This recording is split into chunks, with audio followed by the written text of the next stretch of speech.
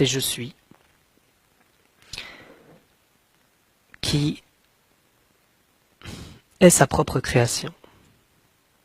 Donc il n'y a pas une sorte de séparation, parce que sinon il y aurait le concept religieux d'un Dieu extérieur, unique, qui nous taperait sur les doigts quand on fait quelque chose de mal. Hein, c'est ce qui a maintenu, c'est ce qui a permis le pouvoir sur les hommes pendant des milliers d'années, hein, cette simple inversion du pouvoir de l'amour en l'amour du pouvoir. Et à ce moment-là, il y a un créateur. Mais création d'un point de vue mental, parce que le mental ne fait que séparer, sous-entend qu'il y a un créateur et une création. En réalité, ces deux choses sont fusionnées. Parce qu'il n'y a ni percevant ni perception. Tant qu'il y a perception, il y a quelqu'un qui perçoit. Ce quelqu'un qui perçoit est l'identité. Fondamentalement, la clé se trouve là, mais parfois ça dépend. Ça peut être une méthode plus masculine, parce que c'est un peu peut-être cérébral, mais si on investigue, c'est ce qui est dans l'hindouisme expliqué depuis toujours, si on recherche bien quel est ce jeu qui s'exprime, on peut y voir sa nature infondée.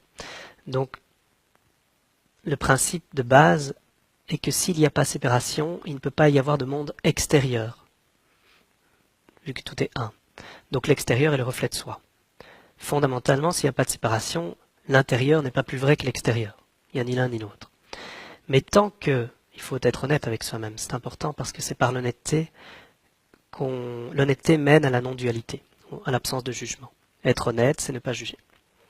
Donc, il faut être honnête avec soi et ne pas nier si l'on ressent encore de la souffrance, si on a encore un attachement au monde extérieur, il ne faut pas le renier. Sinon, on se déracine. Alors on a la tête dans les nuages, ça peut devenir des égos spiritualisés, on devient encore plus abstrait.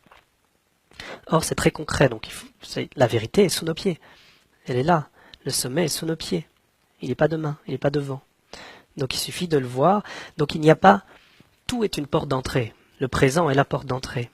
Donc il suffit de voir la situation ici et maintenant complètement, de façon honnête, complètement, pour se rendre compte, pour laisser cette vérité se dévoiler. Le monde extérieur est donc le reflet de soi, et ça c'est très juste. Ce qui veut dire que ça sert à rien de vouloir changer quelque chose à l'extérieur, ça sert à rien d'accuser l'autre, ça sert à rien. Toute chose qu'on voit en l'autre de façon négative n'est que le reflet de parties de soi que nous ne sommes pas encore prêts à aimer. Donc là, je parle d'un point de vue duel. Il faut bien employer des mots, de toute façon, tous les mots sont duels. Mais on peut l'entendre au-delà. C'est donc à partir du moment où on commence à accepter, c'est une maturité. Tu l'as dit et c'est juste, tu étais à un stade, je ne sais pas si c'est encore le cas, où tu n'étais pas prêt à voir cette vérité. Parce que quand tu disais c'est moi, tu culpabilisais et tu dis quelle horreur. À un moment donné, tourner le regard vers l'intérieur, c'est se pardonner. Et le pardon dissout la culpabilité. Tant qu'on accuse l'extérieur, on n'est pas prêt à se pardonner. Le problème fondamental est que les gens maintiennent le regard tourné vers l'extérieur. Et ils veulent changer le monde, ils veulent aider, ils veulent sauver. Alors que tout ça est le reflet de soi, je le maintiens. On va l'exprimer à ce niveau-là. Donc, pour dissoudre cette séparation entre l'extérieur et l'intérieur, on ne peut le faire qu'en tournant le regard vers l'intérieur. À force de tourner le regard vers l'intérieur, à force de voir que le monde extérieur est le reflet de soi, on finira par dissoudre même la notion d'intérieur. Il n'y aura plus que cela. Mais cette reconnaissance se fait par l'intérieur tant qu'il y a cette illusion de séparation entre l'extérieur et l'intérieur. Cet intérieur, c'est le cœur, qui est au-delà de ce mot. C'est donc un abandon, en ce qui ne s'explique pas. C'est un acte de foi, mais ici dans une dimension non pas religieuse, mais dans son essence de ce qu'elle voulait dire. C'est vraiment le lâcher-prise absolu, qui est ne pas prendre un seul concept pour réalité, ne pas... Même le concept d'âme doit être abandonné. Il n'y a pas un concept qui soit juste, puisque la vérité, elle est là, c'est tout. Tous les mots sont bons, tout est bon, mais donc du coup on ne peut s'attacher à rien. Tout est dans toute chose. Donc, quel que soit ce qu'on regarde, de l'infiniment petit à l'infiniment grand, tout contient le tout. Donc, à l'instant même où quelque chose est observé, je suis obligé d'employer ce mot-là, disons qu'à l'instant même où quelque chose éclot dans la réalité, quelque chose apparaît, ce qui apparaît est soi. C'est plus juste. Donc ce n'est pas quelqu'un qui voit quelque chose qui apparaît, c'est soi-même qui apparaît. Et ce soi est absolu. Donc toute chose contient le tout. Donc le créateur est en même temps sa création. Dans la Trinité, on peut estimer, façon de parler, que le Père s'enfante lui-même. Le Fils est le Père qui s'enfante lui-même. Mais le Fils ne peut pas voir le Père, bien que ce soit le Père qui s'enfante lui-même.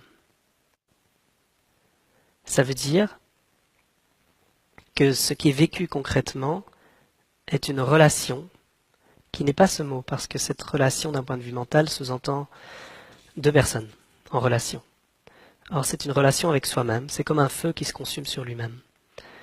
Quand on prend l'exemple du feu, on voit bien qu'on ne peut pas faire la distinction entre ce qui est clair et ce qui brûle. Donc on voit comment les deux ne font qu'un. Ce feu qui brûle sur lui-même est ce qui est vécu dans une réciprocité sur elle-même qui permet que le créateur soit en même temps la création, que l'observateur soit l'observé, que les deux soient fusionnés. La vérité est la simultanéité de tous les contraires. C'est la raison pour laquelle il est impossible de comprendre ça mentalement. Impossible. Plus on essaie de comprendre ça, plus on va se casser la tête pour rien. Parce que ça doit se ressentir dans le cœur. Mais ça, c'est la vérité